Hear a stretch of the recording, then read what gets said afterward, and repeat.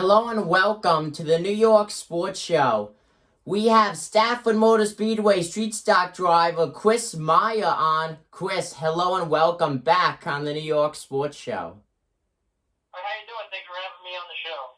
Thank you for coming back on, folks. If you're new to the channel or if you don't remember, back in September, I had Chris on for an in-person interview when I was at the Stafford Motor Speedway when there was just a few weeks left of the season. That season's over and done with, and now a brand new season is about to start at Stafford and just for racing in general here in Connecticut. Now, Chris, before we get more into the up-and-coming season, take us back into last season. It was your rookie season at the Stafford Motor Speedway, finished top 3 in points, got a few wins. What do you think?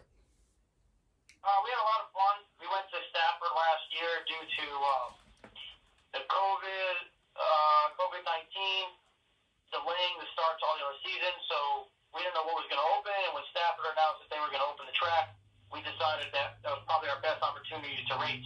So we quickly got the car ready to go to Stafford and kind of dedicated ourselves to racing there for the year, and we were really happy we did because what a great place, what a great racetrack, great people, great competitors. We had so much fun there.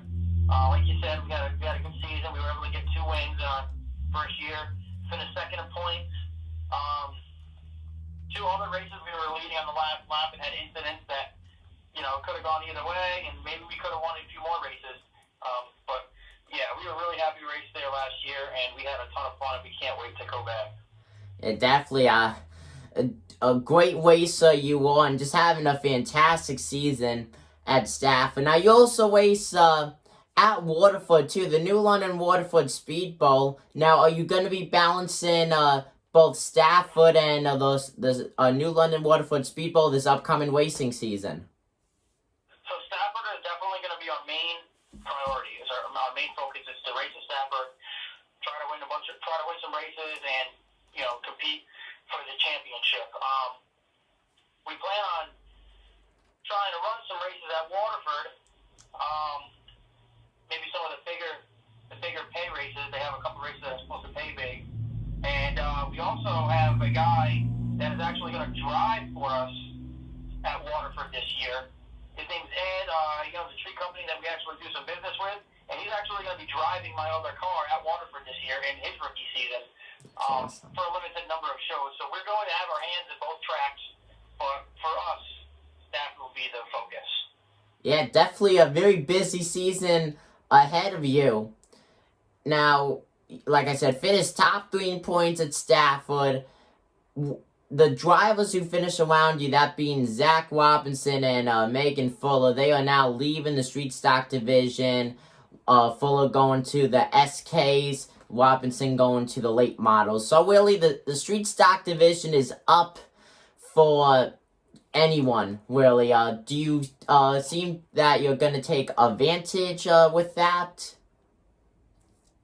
So yeah, I mean, I'm sad to see both of those drivers leave. I've raced against Meg Fuller for a couple of years at Thompson, and then this year, and she's gotten so much better over the years, and the competition was getting pretty good at the end of the year. And same thing for Zach Robinson. I've been racing against Zach for years at Waterford and Thompson, and it'd be sad to see him go too. I wouldn't say that it's going to be any easier this year because Frank Latois plans to come back for a full season with his team, and he's very competitive. And Travis Hydar had a bad wreck last year that took him out of the points running early in the season, but he's very fast and very competitive. And there's several other guys that are going to be right in that game too. So, I mean, I feel like we've got to be one of the favorites. I mean, obviously my team here at home, we feel like we are the favorites, but the other top teams also feel that they are the favorite. So I think there's 4 or 5 teams out there who can definitely compete for this championship, and I don't think it's going to be easy for anybody. Like I said, we just got to get there and win some races, and the points will sort themselves out. Yeah, definitely, and a pretty packed field of the street stocks last season. We have a lot of up-and-comers coming this up-and-coming season. So with that, would you say that you have any rivals out on the track? Oh, yeah, I have to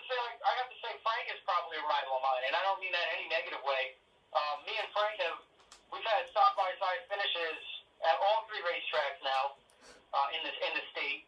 I feel like we're pretty even across the board. I mean, I feel like I kind of maybe had the upper hand on him at Waterford, and I feel like he was maybe a little better than us at at Thompson in the past. But last year, we were able to, I think, in the races we were head to head, I think we even up the score. So I'd say as far as like he has experience, he's a champion himself. He's won a lot of races. He has a lot of experience at different tracks. So we have similar experience, similar success, and similar driving styles really. So I think Frank would probably be like a friendly rival of mine. I mean, he's definitely going to be the car that I'm looking at during, week in and week out, saying that's where I'm going to gauge my team's successes based off of Frank and his team. Definitely. I don't think anyone could have said that any better. Very good wording there by you. Now, your car number 87. Is there anything behind that number? Yeah, actually. I don't think anybody's asked me that question in the interview. So, my father and his best friend, brother-in-law at the time, actually owned a modified in the 80s, in the early 90s, Chad Allen. And Chad's father drove the 87 also during the 70s. And he actually won several very big races in Connecticut driving that car. So, I guess it's kind of a family number. It's a family number. It dates back to the 70s, really. So it has a lot of value, and I can't wait. There's going to be another generation of our family driving that number this year. Oh, that is very cool to hear. Not that many people know what is behind a car number, so thank you for sharing that with us. Now, going to another spot in your car, the paint scheme. Very, very cool looking paint scheme. I'd say it's one of, if not the best on the grid at Stafford. What made you come up with that? You trying to replicate a car, or is it just a design that you like? So I can tell you this, that paint scheme, a very reputable, popular came up with that paint scheme. Sean Monahan did before Chase Elliott had it on his Mountain Dew car. That is a fact. Several years ago, Monahan was like, "This is the scheme I want to run on your car next year." And then I ended up having kids, and it kind of got held off. And then we're watching the Daytona race a couple years ago, and there it was. That paint scheme was on Chase Elliott's Mountain Dew car at the Clash of Daytona several years ago. And I was like, "Would you look at that?" And so it's actually not a replica. Wow. We did end up copying the Mountain Dew style sticker on the hood. So, because once it was already out there, it was already out there. But that color green with the flat black stripes across the top of it, Sean Monahan had come up with that before the Mountain Dew car, before the Chase Elliott Mountain Dew car. And we really enjoy it. Those we have the reflective black numbers. Again, that was Sean Monahan's great design team.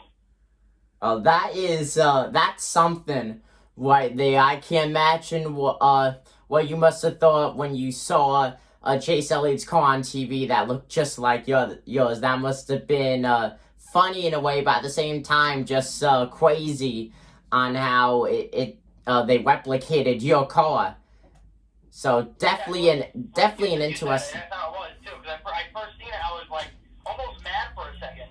I was like, "Oh man, everyone's gonna think I'm copying Chase Elliott," which I'm not, because I'm a Penske guy. I like Zach Keselowski. I like Ryan Blaney. Not a Chase Elliott fan. And then after that, I was like, well, it is pretty cool. I mean, obviously, it's good enough for Mountain Dew. It's good enough for NASCAR. I mean, I don't think they copied us. I think it's a pretty basic scheme idea. Yeah. It happened to be, the two racing stripes down the top of the car with the same color green and black numbers. It just ended up being that. But yeah, I was almost mad at first, and then I was like, all right, well, everyone's gonna recognize it at least. Yeah, that's definitely an interesting story. You heard it here first, folks. Chris Meyer did not copy Chase Elliott's scheme. If anything, it was Chase Elliott who copied his scheme. Wow, that truly is a crazy story. Thank you for sharing that with us. Now, Chris, would you say that you have any nicknames in the sport of racing? Yeah, Matt Buckler came up with the nickname Livewire for me back in 2010. He's been calling me that ever since. For over 10 years, they've been calling me Livewire. Wow. That's a cool nickname. That really is. I was like 17, 18 years old maybe, and we were racing at Waterford, and it would have been my second win, also my second top five, because we had that one good race we won a race, and then we really couldn't replicate it. And another driver had actually taken me out off a restart. He just didn't lift, and he spun me out, and then I pulled him on the side of under caution, and he hit me, and I hit him back, and then he started calling me Livewire. I was like 120 pounds running away from this monster of a man, and he started calling me that, and he's never stopped. And a lot of people just know me as the Livewire at the racetrack. Wow, well, it definitely stuck then, 100%. Now, you've raced at a few tracks over your racing career. Which one would you say is the easiest you've ever driven at? I wouldn't say any of them easy. They all have different things. Waterford was the toughest track to get a grasp on. Maybe it's because I was young, but at this point, for me, just because of the amount of laps I have there, Waterford is the easiest to drive for me. I feel like if we show up at Waterford, we're going to be a top 3 car. I feel like we can really just run. We run really well at Waterford. We won half the races we've ran at Waterford over the last couple of years, like 50%. Wow, So that's impressive. But it's the hardest track to get a grasp of, I think. Yeah, definitely. I agree with you on that 100%, and that goes to show that you said winning over 50% of the races. That just goes to show how much talent you have. Now, Stafford Speedway and both Waterford, they both have several divisions of racing. Do you ever see yourself moving up into, let's say, a late model or a limited late model, something like that? Yeah, we've been talking about it, like about moving up, running a different class, giving it a try. We've had a couple of things worked out in the past. We've run a late model race at Thompson 2 years ago. We could potentially run a few more late model races here and there for Jay Gloud, and maybe at Waterford or at Thompson because they have the Axe cars. But I mean, we've looked into moving into late model at Stafford. It's just the right deal has to come up for us, the right stuff, the right timing. It's not something we're against. We want to do it.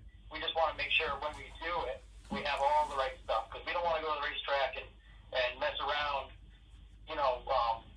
not having the stuff that's capable of winning. Yeah, definitely. Now, Chris, is there anything else that you'd like to say to the people watching this video? Just that if they've never been to a local race, a short track race, they should really get out to a short track, especially here in Connecticut. There's 3 great racetracks. They race Waterford and Stafford, both race weekly. Stafford is probably the greatest put together show that I've ever been to. Everybody there is fantastic. Everybody should go and see a race at Stafford. But get to your local racetrack, support your local racetrack. Don't complain if there's caution. Don't complain if there's rain. Just get there and watch the show so that we can keep these tracks open. And support businesses who support race cars too. I mean, because these guys, local businesses support these race teams.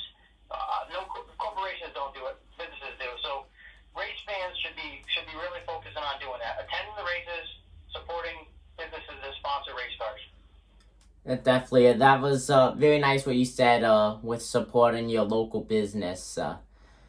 Now, folks, thank you guys for watching this video. Once again, this is Stafford Speedway Street Stock Driver of the number 87, Chris Meyer. Chris, thank you for joining us.